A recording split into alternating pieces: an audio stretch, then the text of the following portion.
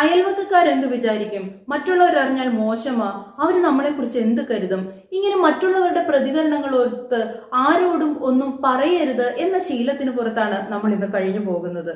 ഇതിന്റെ ഫലമോ പലവിധ മാനസിക സമ്മർദ്ദങ്ങളിലേക്ക് നമ്മളെല്ലാം എത്തിപ്പെടുന്നു. മനസ്സിന് വല്ലാത്തൊരു ഭാരമാകുന്നു. ഇതിനെന്താണ് നമുക്ക് ചെയ്യാൻ സാധിക്കുക? ഏറ്റവും എളുപ്പം നമ്മൾ പറച്ചിലുകൾക്ക് തയ്യാറാകുക എന്നുള്ളതാണ്.